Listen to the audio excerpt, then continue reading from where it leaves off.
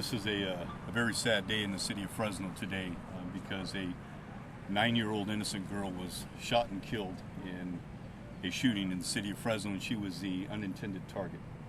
What we know at this time is about 8:40 p.m. last night. There was several reports of gunshots in the area of Marks and Clinton, followed by a shot of a victim of a shooting at this location.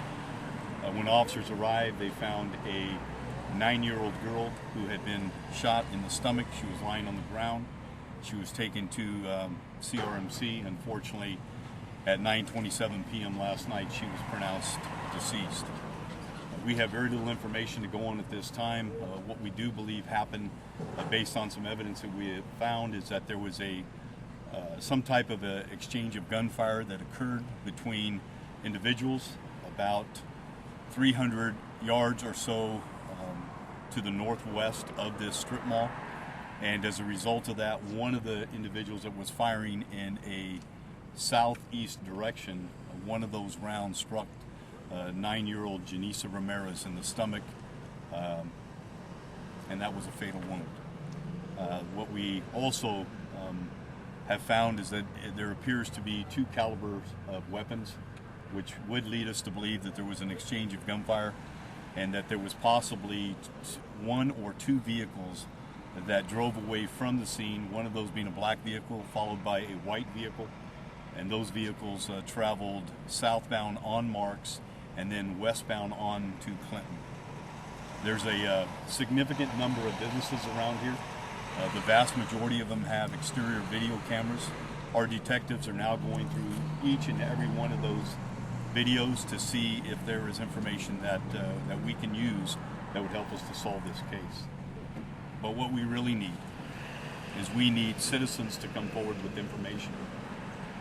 We have a mother who has lost her baby girl, her 9-year-old girl, and I talked to her on the phone this morning, as any mother would be. She's hurting. I talked to the family today. They are hurting. And what we need is some courageous people to come forward with information that would allow us to be able to solve this senseless act of violence in our city. And the sooner we get that information, the sooner we're able to solve it. In the meantime, we're going to spare no resources. We're going to put as many investigators as we need on this case to be able to develop whatever leads we can in order to solve this case and bring some type of justice to this family. Chief, is there any lead on a suspect right now? We do not have leads on a suspect. We know there was a black vehicle and a white vehicle that left the area at a high rate of speed. They may or may not be involved, but we do know that there were a lot of pedestrians in this area last night when this shooting occurred. As typically what happens when there's gunshots, people flee from the area, and what we need is for those people to be able to provide us with information. We have a vehicle that has some bullet strikes in it about 300 yards just northwest of where this shooting occurred, and so we just want people to come forth with information.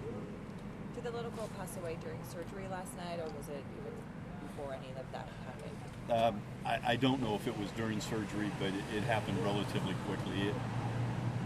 The mother felt that perhaps she even died at the scene here. Shortly after being struck in the stomach, she told her mother that she felt a burning sensation inside of her stomach and collapsed.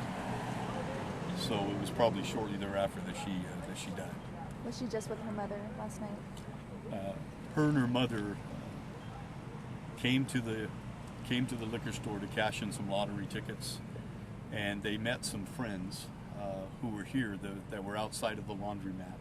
They walked over to those friends. They were outside of the laundromat talking when there was 2 separate volleys of gunfire that occurred. The second set of gunfire is one of those rounds is what struck Jennesa. You know, the police department has been really cracking down on gang violence. I don't know if you can even say that this is gang violence, but I'm sure, things like this, an innocent child, this must be the hardest thing you have to do. Well, we highly suspect that this is gang violence based on the manner in which this shooting occurred. And it's ironic that we just finished up a 3-week gang operation in our city, and we took 79 firearms off the street and arrested just under 500 gang members for felony charges. And I said during one of the earlier news conferences that it was just a matter of time before we had an innocent child in our city shot and killed. And unfortunately, that happened last night. And this violence has got to stop in our city. And it is not just a police problem. It is a community problem. And we have got to band together and to get these guns off the street and gang members. And we need to find ways to keep people out of gangs. And I am so fed up. And I know so many other people are fed up with the gang violence in our city.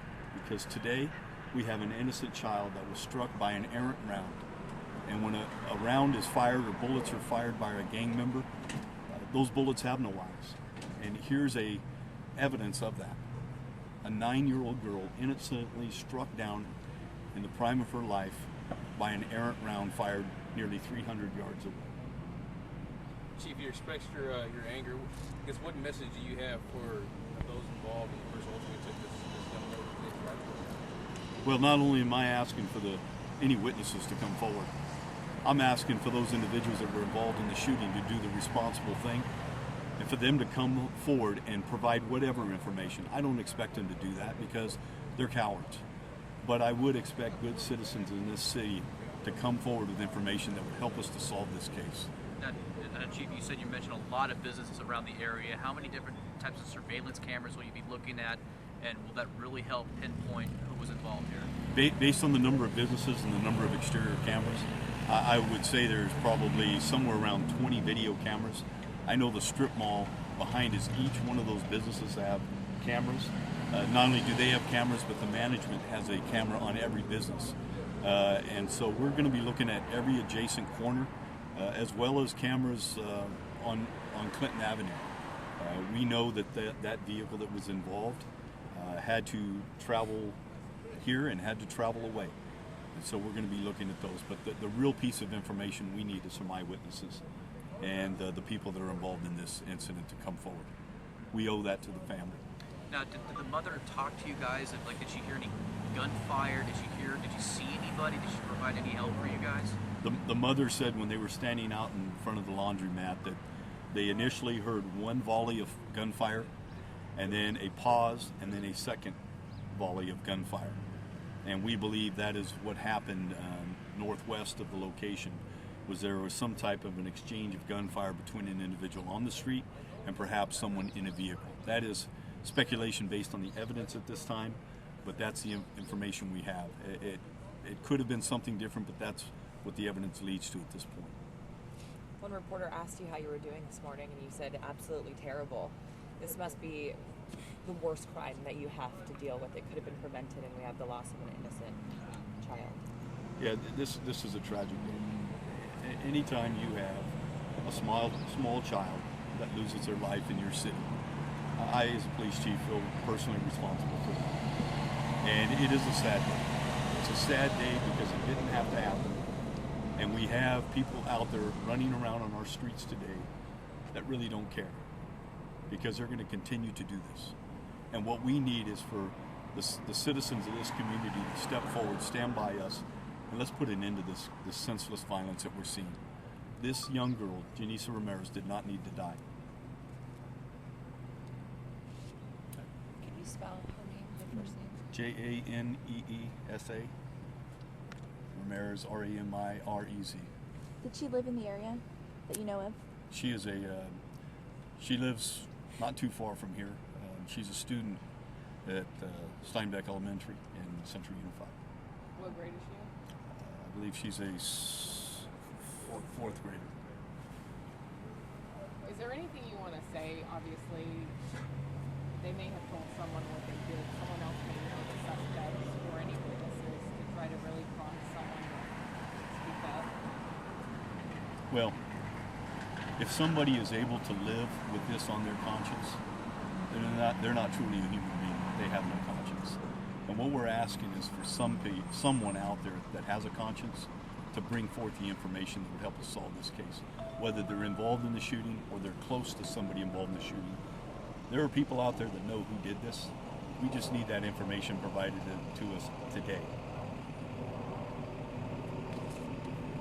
Okay. Thank you, Chief. Thank you.